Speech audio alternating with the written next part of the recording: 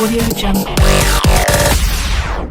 Shri चावना mean जी हमारे लोकप्रिय सांसद, यहीं के सांसद भाई तापिर गांव जी, हमारे गृह मंत्री जी, मानव संसाधन विकास मंत्री जी, पब्लिक हेल्थ इंजीनियरिंग वर्क्स के मंत्री जी, ग्रामीण विकास मंत्री, शिक्षा मंत्री, कृषि मंत्री, पर्यटन मंत्री, स्वास्थ्य मंत्री, भारतीय जनता पार्टी के प्रदेश अध्यक्ष विपुराम वाघे जी, मुख्य सचिव अरुणाचल और आज इस विशाल सभा में आए हुए प्यारे भाइयों, बहनों, माताओं और भारतीय जनता पार्टी के सभी आए हुए प्यारे कार्यकर्ता भाइयों और बहनों। मित्रों, सबसे पहले तो मैं 2 दिन से अरुणाचल के दौरे पर हूं। आज नामसाई जिले में आप लोगों से संवाद कर रहा हूं। मैं सबसे पहले एक बात स्वीकार करना चाहता हूं, मैं पूरे देश भर में घुमा हूं। देश में सबसे खूबसूरत जगह अगर कोई है तो हमारा ये अरुणाचल प्रदेश है, इसमें कोई दो राय नहीं। ईश्वर ने भर भर कर यहां कुदरती संपदा दी है, हरियाली दी है और अनेक विविध भाषाओं, बोलियों, गान, संगीत, खान पान, एक विविधता वाली संस्कृति की समृद्धि भी हमारे अरुणाचल को दी है। मैं निश्चित रूप से मानता हूं कि अरुणाचल भारत माता के मुकुट में एक मणि की तरह दैदीप्यमान है और ये भारत माता के ठेठ नॉर्थ ईस्ट में उत्तरी छोर पर है, जहां पर सूर्य भगवान की सबसे पहली किरण अगर देश में कहीं पर पड़ती है तो ये मेरे अरुणाचल पर पड़ती है और इसीलिए इसको अरुणाचल नामाभिधान किया गया है। मित्रों, ये भूमि कई प्रकार की संस्कृतियों की भूमि है, इसके मिलन की भूमि है और एक साझा संस्कृति का मिलन स्थल कितना पवित्र होता है, ये अगर किसी को जानना है तो अरुणाचल का दौरा करना पड़ेगा। तापिर गांव जी ने कहा कि मैं 3 बार आया हूं। तापिर गांव जी, ये मेरा 5वां दौरा है अध्यक्ष बनने के बाद। आप पहले के दौरे भुला दे रहे हो। मैं तापिर गांव के घर भोजन करने भी गया हूं। मित्रों, मैं जब जब भी अरुणाचल आता हूं, यहां से देशभक्ति की उत्कृष्ट भावनाओं को लेकर वापस दिल्ली जाता हूं। देश भर में एक भी प्रदेश ऐसा नहीं है, कोई नमस्कार कहता है, कोई नमस्ते कहता है, कोई गुड मॉर्निंग कहता है। हम अगर अरुणाचल वासी को मिलेंगे तो वो तुरंत सामने से जय हिंद बोलकर हमें याद करता है। ग्रीट करने का ये तरीका, अभिनंदन करने का ये तरीका, राष्ट्रभक्ति से इतना तरबोर देश भर में कहीं पर नहीं है जो मेरे अरुणाचल के अंदर दिखाई पड़ता है। और मैं मानता हूं देश भर के युवाओं को अरुणाचल की देशभक्ति के संस्कार को सीखने की भी जरूरत है और अपने अपने प्रदेश में आगे बढ़ाने की भी जरूरत है। मित्रों, मैं कल परशुराम कुंड गया था। जब परशुराम को पिता के आदेश का पालन करने के लिए मातृ हत्या उनके हाथ से हुई, पूरा जीवन मातृ हत्या के बोझ के तले वो बिता रहे। चलते चलते चलते बोझ के परिताप के साथ उत्तर पूर्व की पहाड़ियों में आए, लोहित नदी के किनारे आए। वहां पर हाथ धोने के लिए लोहित नदी में उन्होंने जब जल को स्पर्श किया, वो हाथ से परशु हमेशा के लिए गिर गया और इसीलिए वहां पर परशुराम कुंड बना है। ये पवित्र भूमि के कल मैंने दर्शन किए हैं और ये 5 नदियों के क्षेत्र में मैं मानता हूं, मैंने कल भी मुख्यमंत्री जी से बात किया है, ये हमारा ईस्ट अरुणाचल है। ये ईस्ट अरुणाचल में दुनिया भर के टूरिस्टों को लाने की क्षमता पड़ी है। ईश्वर का आशीर्वाद पड़ा है। ये परशुराम कुंड ये 5-10 साल में ऐसा यात्रा धाम बनेगा कि पूरे भारत से यात्री परशुराम कुंड आएंगे और यहां पर ईस्ट अरुणाचल की मेहमान नवाजी को करेंगे। मित्रों, आज यहां पर राष्ट्रीय रक्षा यूनिवर्सिटी का MOU आगे बढ़ा है। मोदी जी ने 2 बड़ी प्रोफेशनल यूनिवर्सिटी आगे बढ़ाई जो रक्षा क्षेत्र के साथ जुड़ी है। एक राष्ट्रीय फोरेंसिक साइंस यूनिवर्सिटी और एक राष्ट्रीय रक्षा यूनिवर्सिटी। राष्ट्रीय रक्षा यूनिवर्सिटी रक्षा के क्षेत्र में जो तकनीक है वो तकनीक से लैस टेक्नोक्रेट खड़ा करने की यूनिवर्सिटी। राष्ट्रीय रक्षा यूनिवर्सिटी इसके साथ साथ हमारे अर्धसैनिक बल और सैनिक बल दोनों को एक ट्रेन मैन पावर, एक ट्रेन युवा अपने आप वहां से पढ़ लिख कर एक सेना और हमारे अर्धसैनिक बल की नींव, रीढ़ की हड्डी बने, ऐसा मैन पावर देने की यूनिवर्सिटी है। मैं अरुणाचल प्रदेश को अच्छे से जानता हूं। यहां का युवा देशभक्त तो है ही, मगर कद काठी भी यहां बहुत मजबूत है। मुझे भरोसा है राष्ट्रीय रक्षा यूनिवर्सिटी यहां आने से यहां के युवाओं के लिए देश भर में काम करने की अनेक संभावनाएं खुलने वाली है। देश भर के पुलिस बल के अंदर काम करेगी। मैं प्रेमा खांडू जी को बहुत बहुत बधाई इसलिए देना चाहता हूं कि गुजरात के बाद राष्ट्रीय रक्षा यूनिवर्सिटी का ये पहला परिसर हमारे अरुणाचल के अंदर खुलने वाला है। इसकी शुरुआत अरुणाचल से होने वाली है। आज कई योजनाओं का उद्घाटन हुआ। 22 योजनाएं परिपूर्ण होकर मुख्यमंत्री जी के साथ किरण रिजिजू और हमारे सांसद महोदय के साथ लोकार्पित की गई है। ये 22 परियोजनाएं 436 करोड़ की लागत से हुई है और 25 योजनाओं का शुभारंभ होने जा रहा है। उसका भूमि पूजन हुआ है। वो 25 परियोजनाएं 350 करोड़ रुपए की लागत से होने वाली है। मित्रों, आज के एक ही दिन में अरुणाचल में 786 करोड़ 786 करोड़ रुपीस के काम, विकास के काम या तो पूरे हो रहे हैं या तो शुरू हो रहे हैं। और लाभ वितरण में कुल मिलाकर 33,466 परिवार, 33,466 फैमिली और 800 स्वयं सहायता ग्रुपों को और एनजीओ को योजनाओं का लाभ मिला है। वो अलग 244 करोड़ रुपए का लाभ मिला है। कुल मिलाकर 1180 करोड़ रुपए का आज अरुणाचल के अंदर अलग अलग प्रकार से शुभारंभ हुआ है। मैं योजनाओं के डिटेल में नहीं जाना चाहता, मगर कई सारी योजनाएं ऐसी है जो अनेक लोगों के जीवन में उजियारा प्रदान करेगी। प्रधानमंत्री आवास योजना हो, वेहिकल प्रदान करने की योजना हो, ऐसी कई सारी योजनाएं व्यक्तिगत जीवन में भी फायदा करने वाली है और कई सारी योजनाएं इंफ्रास्ट्रक्चर के माध्यम से समग्र राज्य का विकास करने वाली है।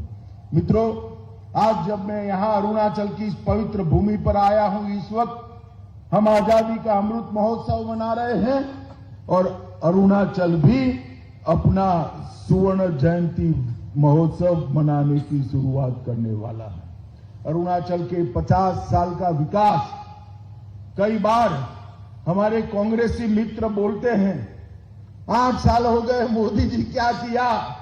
भाई अरुणाचल वालों, मुझे एक बात बताओ, जो आंख बंद कर कर जागता हो इसको विकास दिखाई पड़ता है क्या? जरा जोर से बोलिए, आप आंख बंद कर दोगे तो कुछ दिखाई पड़ेगा? जोर से बोले, दिखाई पड़ेगा? ये कांग्रेस वाले आंख बंद कर कर विकास को ढूंढ रहे। राहुल बाबा आंख खोल दो, इटालियन चश्मा निकाल दो, भारतीय चश्मा पहन लो तो मालूम पड़ेगा कि 8 साल के अंदर क्या हुआ है।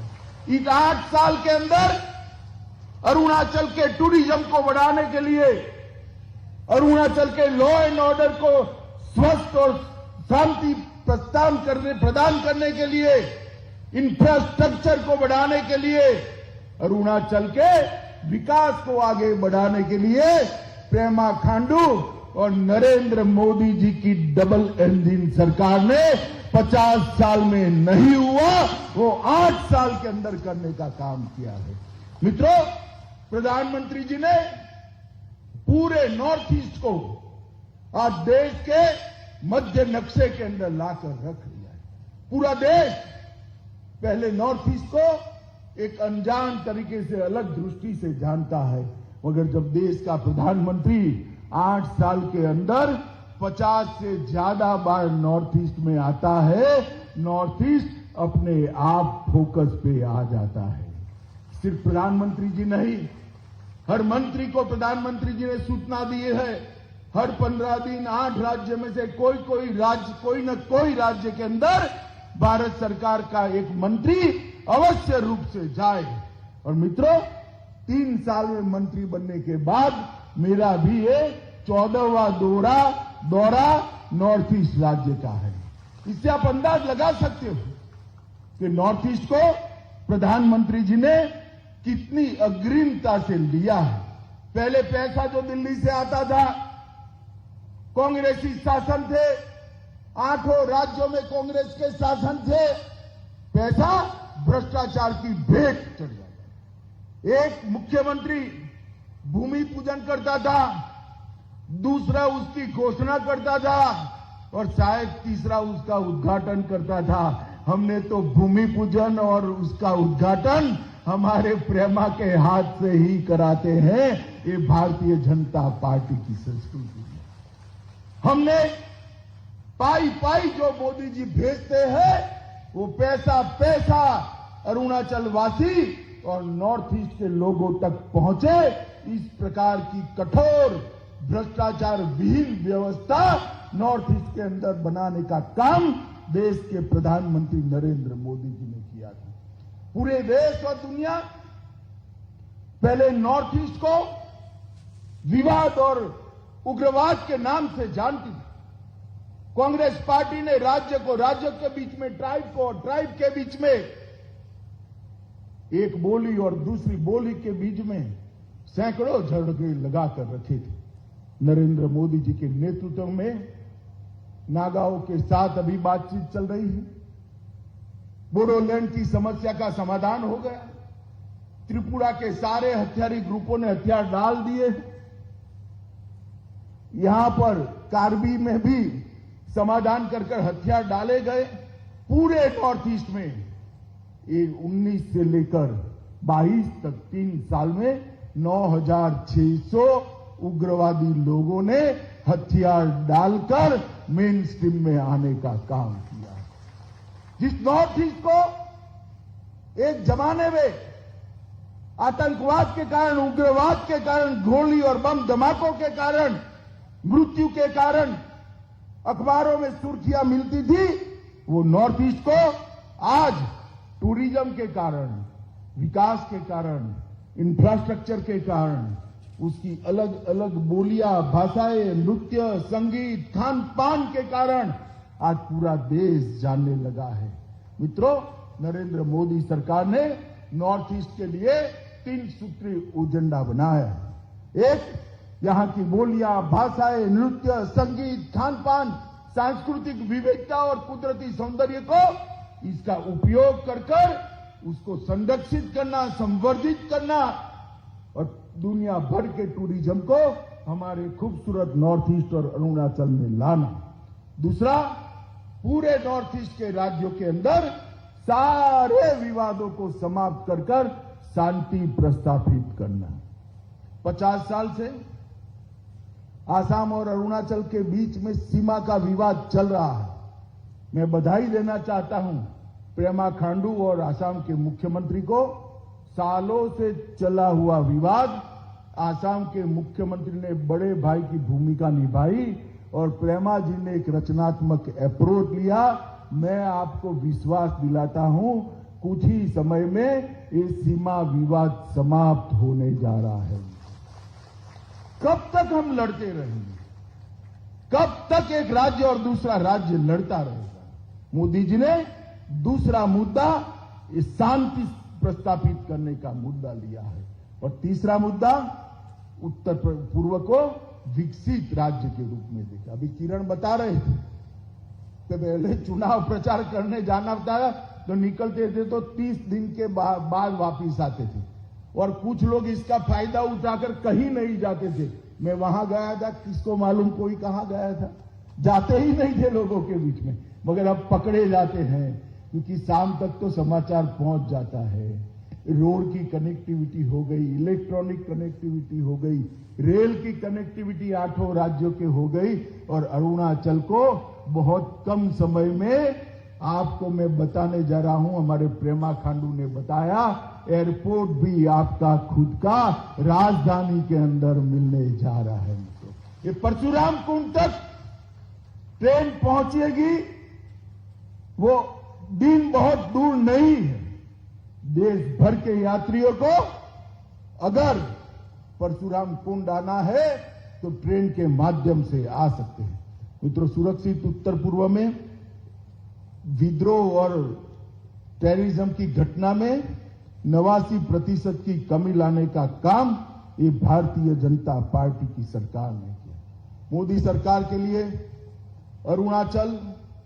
अरुणाचल देश की शुरुआत ही अरुणाचल से होती है और मोदी जी कहते हैं विकास की शुरुआत भी अरुणाचल प्रदेश से ही होनी चाहिए। मैं गृह मंत्रालय में कोरोना प्रबंधन का काम करते वक्त सब मंत्रियों के साथ में बैठता था। हमेशा मोदी जी कहते थे छोटे राज्यों को वैक्सीन सबसे पहले पहुंचाई जाए, अरुणाचल को वैक्सीन सबसे पहले पहुंचाई जाए। और मित्रों, आज अरुणाचल प्रदेश 100% वैक्सीन करने वाला प्रदेश होकर सुरक्षित प्रदेश है। अरुणाचल के अंदर पहले जो अनाज भेजा जाता था दिल्ली के गलियारों से, बीच में कांग्रेसी दलाल या गरीबों के अनाज को भी बेचकर खा जाते थे। आज मैं दावे से कह रहा हूं, हर गरीब जिसके पास लाल कार्ड है उसको मोदी जी का भेजा हुआ 5 किलो चावल प्रति व्यक्ति 2 साल से हर साल मुफ्त मिल रहा है। ये भारतीय जनता पार्टी के शासन की व्यवस्था है। NLCPR के माध्यम से 935 करोड़ रुपया का 62 बड़ी योजनाओं को पूरा कर दिया है। NEC के माध्यम से 837 करोड़ रुपया से 91 योजनाओं को पूरा करने का काम भारतीय जनता पार्टी की केंद्र सरकार ने किया है। डोनर मंत्रालय से 825 रुपये की अनुमोदित लागत से 85 परियोजनाएं चल रही है। प्रदेश सरकार ने भी ढेर सारे इंफ्रास्ट्रक्चर के काम किए हैं। पूरे प्रदेश के अंदर राज्य सरकार और केंद्र सरकार ने मिलकर सड़कों का जाला बनाया, अनेक बड़े बड़े ब्रिज बनाए हैं और रेल और एयर कनेक्टिविटी को भी आगे कराने का चाह। ये प्रेमा खांडू जी यहां बैठे हैं, उनकी उपस्थिति में ही मैं इनके वखान इसलिए करना चाहता हूं कि भारत के सबसे युवा मुख्यमंत्रियों में से एक हमारा प्रेमा खांडू। जब उन्होंने बागडोर संभाली, लगभग 42 साल की वृद्धि के साथ अरुणाचल का बजट 12,500 करोड़ रुपए था। कितना था बोलिए भाई जरा? 12,500 करोड़। बोलिए तो सिर्फ 8 ही साल में उसको डबल से ज्यादा कर 26,000 करोड़ रुपए का बजट ये युवा मुख्यमंत्री ने दिया है। जीडीपी जो अरुणाचल की थी 8 साल पहले 10,000 करोड़ थी। 10,000 करोड़ की जीडीपी को 3 गुना कर 30,000 करोड़ तक पहुंचाने का काम ये भारतीय जनता पार्टी की अरुणाचल की सरकार ने किया है। मित्रों, 2G नेटवर्क, साधारण नेटवर्क कुछ ही गांवों में था, आज लगभग 3000 गांवों को 4G नेटवर्क से जोड़ने का काम ये भारतीय जनता पार्टी की सरकार ने किया है और 1680 गांव और 4G नेटवर्क से जुड़ने तक है और होलंगी हवाई अड्डा भी, जैसे मुख्यमंत्री जी ने कहा, हम बहुत जल्द चालू कर दें। पासीघाट रेलवे लाइन पर काम शुरू होने की कगार पर है। होते ही परशुराम कुंड को भी हम रेलवे से जोड़ेंगे।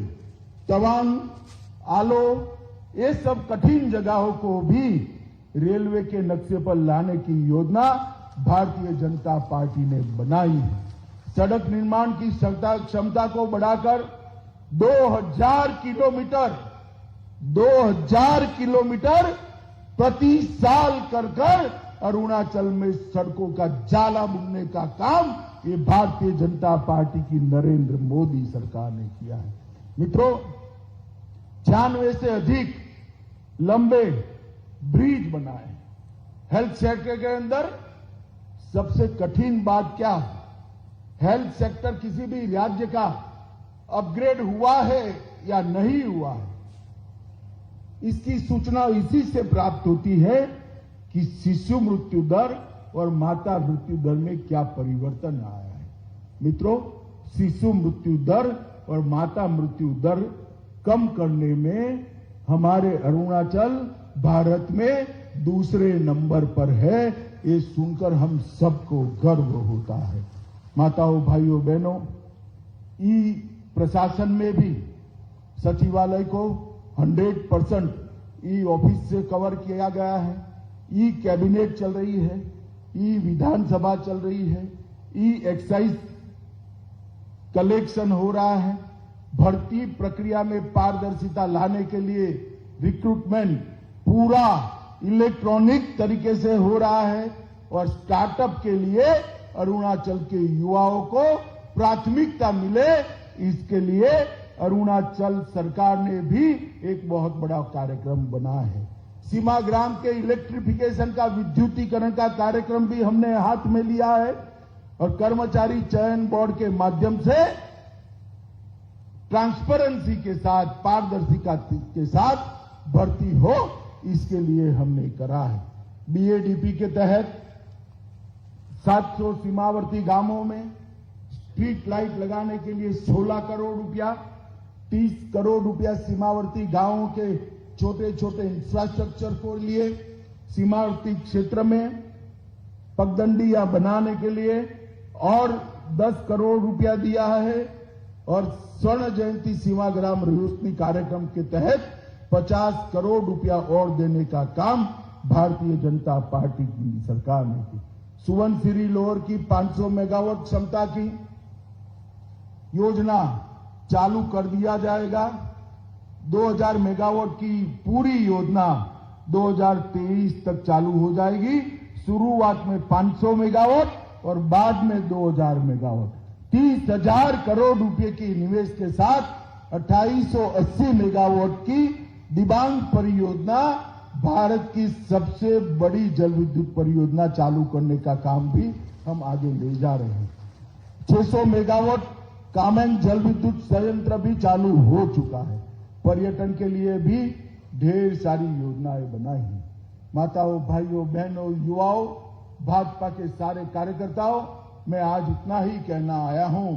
आप भरोसा रखिए नरेंद्र मोदी जी और पेमा खांडू की डबल इंजन सरकार पर। वो दिन दूर नहीं कि हमारा अरुणाचल भारत के विकास के नक्शे पर सबसे विकसित राज्यों में उभर कर आएगा। 8 साल के अंदर उत्तर पूर्व के अंदर जिस प्रकार का परिवर्तन नरेंद्र मोदी जी लेकर आए हैं, 75 साल में कभी भी ऐसा काम नॉर्थ ईस्ट के अंदर नहीं हुआ है। पहले भी मैं नॉर्थ ईस्ट में घुमा हूं और आज भी नॉर्थ ईस्ट में जा रहा हूं। मित्रों, नॉर्थ ईस्ट के लोग भी भारत के साथ जुड़े हैं और भारत का बाकी हिस्से के लोग भी नॉर्थ ईस्ट को अपना ही मानकर बड़े प्यार से यहाँ टूरिज्म में आने के लिए तैयार है। ये स्थिति जो हुई है वो मोदी जी के अथक प्रयास के कारण, भारतीय जनता पार्टी अरुणाचल की टीम के कारण हुई है। हम सब ने मिलकर एक तय करना है कि जब देश की शताब्दी मनाई जाएगी तब नॉर्थ ईस्ट क्षेत्र हमारे देश का और उसमें भी हमारा अरुणाचल हमारे देश का सबसे विकसित हिस्सा हो। इस प्रकार से लंबे समय तक हम एक डबल इंजन सरकार को चालू भी रखे और काम करने का मौका भी दे। यही कहकर मेरी बात को मैं समाप्त करना चाहता हूं। मित्रों, जिस गर्मजोशी के साथ खराब मौसम में भी इतनी बड़ी संख्या में आप लोग आए हैं, मैं आप सबका बहुत बहुत धन्यवाद कर मेरी बात को समाप्त करता हूं। वंदे मातरम।